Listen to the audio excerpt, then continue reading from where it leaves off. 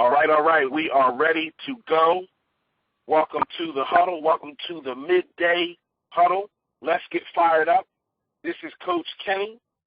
Once again, welcome to the Midday Huddle. Let's get fired up. It's time to go in. It's time to get pumped. It's time to do what it is that we are destined to do. Today I want to talk to you about endurance. I want to talk about endurance. I was listening to a pastor talk last night, and he said that he's been doing a series on endurance with his church. And he said that he thought that it was quite a strange or quite an interesting topic to talk about. He said, not many people are talking about endurance. He said, but what he realized is that there is a bit of a challenge between that which we know we are destined to do, that vision or those goals that we have set. There is a bit of a challenge from the minute that we receive the vision, the minute that we set the goals to the finish line.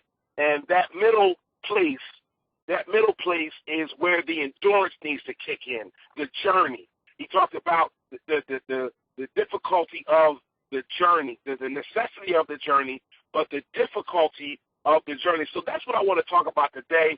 I want to talk about endurance. I want to talk about what it takes to make it to the finish line. Now, I always love to define things. I always love to break, the word down so that we know exactly what it is that we're dealing with. So let me go ahead and define endurance for you. It can be defined as the ability or strength to continue or last despite fatigue, stress, or other adverse conditions. Let me say that again. Endurance is defined as the ability or strength to continue or last despite fatigue, stress, or other adverse conditions. A word that is synonymous with endurance is stamina. I love the way that it's defined here because it doesn't just leave you with, endurance is the ability or strength to continue or last. Because if that's the case, then all that is ability or strength. There's nothing to do with endurance if there is no fatigue, if there is no stress, if there is no adverse condition, there is no endurance. There is no need for stamina. If you don't have these factors that are involved in the journey. You see, we tend to think that the race or the journey is given to the fastest or the strongest. That's where we mess up. That's where we get confused because, you see, it is not for the fastest or the strongest, but it is for the one who can endure to the end. Ask any marathon runner, and they will tell you that the last few miles of the race are the toughest. It's not about starting off hard and starting off fast. It's easy to start fast and strong, but can you finish strong? That's where we have to get to. We have to get to a point where it's not about coming off the block. It's always interesting when I watch those marathons, and you always have those few that want to sprint off the starting block. They want to come off real fast, and those are the ones that you're going to find that have passed out somewhere along the way or have lost their footing somewhere along the way. But then it's the ones that have learned to pace themselves. It's the ones that have learned to take their time. You see, we all are impressed with the sprinters. And, okay, it's fine to see the fastest man in the world, but put that fastest man in the world in a 26.2-mile marathon, and let's see if he can make it to the end. Because, you see, all he has trained for is the 100 meters. All he has trained for is the sprint. But he has not trained for the marathon. He has not trained for the distance. He has only trained for the short time. I'm reminded of a very famous fight, a very famous boxing match from some years ago, back in the 70s. It was Muhammad Ali versus George Foreman. It was dubbed as the Rumble in the Jungle.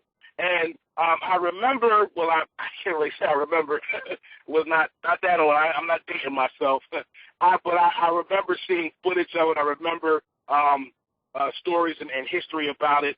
You see, Muhammad Ali was not the biggest fighter in his weight class. Muhammad Ali being a heavyweight, he was not the biggest. We dubbed him as the greatest boxer of all time, but Muhammad Ali was not the biggest, nor was he the strongest. But Muhammad Ali was perhaps the smartest boxer to ever step into the ring. You see, Muhammad Ali faced George Foreman, who was much bigger than him and much stronger than him. George Foreman was what they like to call a knockout specialist. He was a knockout artist. George Foreman was used to knocking everybody out. At that point in his career, many times he had not made it past, say, the fourth or fifth round because he was used to ending the fight so early. And Muhammad Ali knew this going into the fight against George Foreman. He knew that he was not going to be able to outpower him. In some cases, he may not have been able to even outmaneuver him. He may not have been able to be quick enough to get away from some of George Foreman's punches.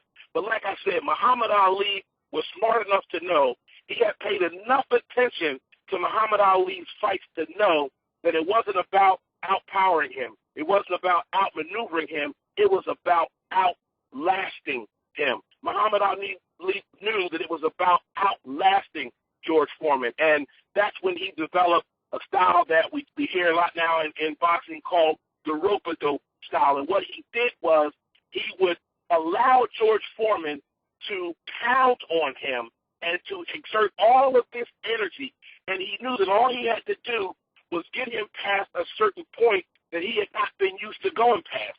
The fifth or sixth round, whatever his danger zone line was, Muhammad Ali knew that all he had to do was get George Foreman past that point, and he would eventually wear him down. And that is exactly what he did. He would not give up. He would not back down. And eventually George Foreman was so tired from all the swinging and punching, and he finally reached the point where he was not used to going and he had not trained enough for that. His stamina, his endurance was not enough, and Muhammad Ali, the smaller, less strong fighter, was able to take down George Foreman. Now, I know you're thinking to yourself, now, what does all this have to do with me, Coach? Well, what's all this boxing analogy and race analogy and marathons and all that? What does that have to do with me? How is that going to get me through my day? How is that going to get me to my goal? How is that going to get me to my vision? Well, let me tell you, we all have goals set. We all have visions in mind. And here's the thing. We are so close to the finish line. I know I've said it before, and I do believe some other coaches have said, we are in the fourth quarter. I know I talked about last time I talked about halftime and what is discussed at halftime and how you realize that you're halfway through the game and now you've got another half to go and you need to prepare for the fourth quarter. We are in the fourth quarter, which means that we are so close to the finish line. We are so close to reaching our goals. We are so close to seeing our visions manifest before us. And this is not the time for giving up. Sure, this is the hardest leg. This is the most difficult part. Like I said, any marathoner will tell you that the last few miles, the closer they get to the finish line, the more their body begins to feel like it's breaking down. But once again, we have to be able to have the ability or strength to continue or last despite fatigue, despite stress, despite other adverse conditions. You see, what a marathon runner does, as well as any other athlete that has to be involved in any type of length of time, see, they have condition training. They have endurance training. And what they're doing during this time is not strength training, not speed training. Now, there's all time for that, but they do a specific type of training that teaches their mind. Check this now. Come on, stay with me. Teaches their mind to push past the pain, to push past the discomfort, and push toward that goal, push toward that which they are reaching for. That's what I'm trying to get into you today. I'm trying to get your mind set differently. I'm trying to get your mindset differently so that you can push past the discomfort that you are feeling right now. You can push past the stress you are feeling right now. You can push past the disappointment that you may be feeling right now and look forward to the finish line. But there's a problem. The problem is we live in a microwave society. You see, we want everything right here, right now. In fact, if we could get it yesterday, we would. That's the problem. We want to be able to press a button, we want to be able to slide it in, close the door, press a button, and 30 seconds later, bam, you got popcorn. That's what we want. We want the popcorn. We want the instant. We want it right now. We want it so fast.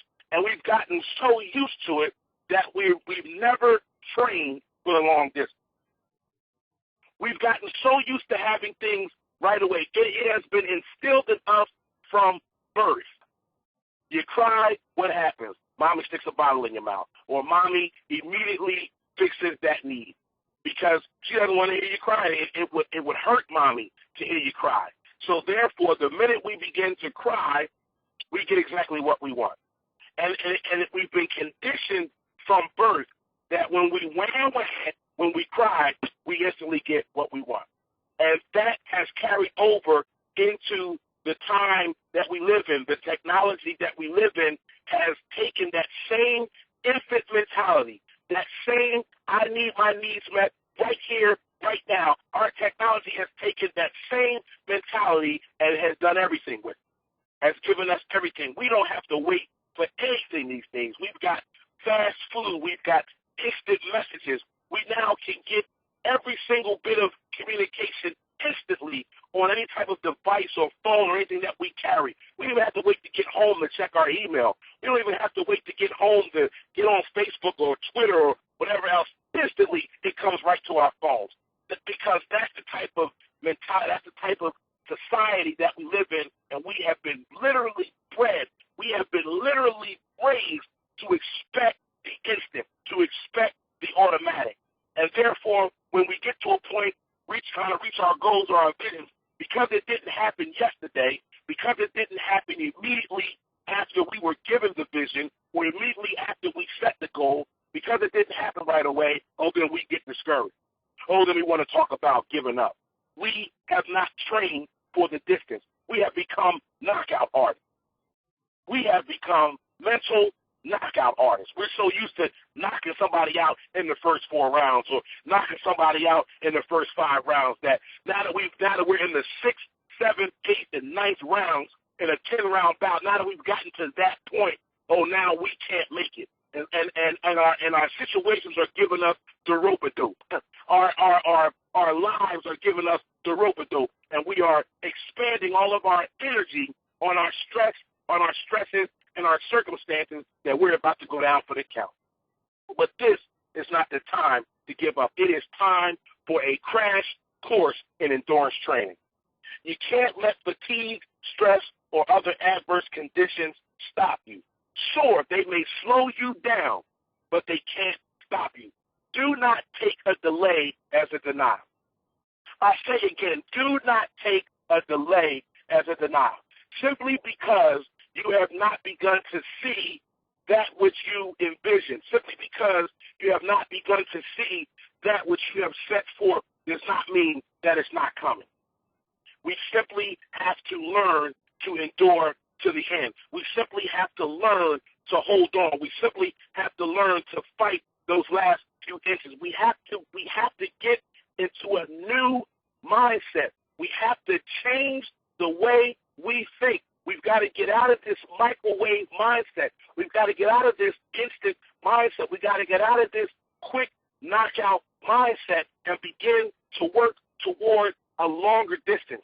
Begin to push to a longer distance. It's time for some marathon training, y'all.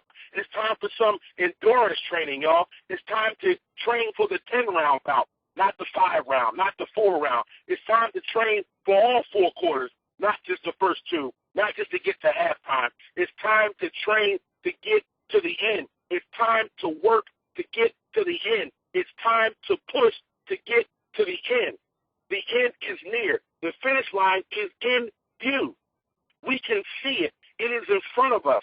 It's not that far off. It is right there, and we've got to push past the pain. Yes, it is hurting the most right now because you are so close. You are on the brink. You are on the edge. You are right there, and you have to push past. Push past it all. There should be not a single condition in your life that is going to keep you from reaching your goal except death itself.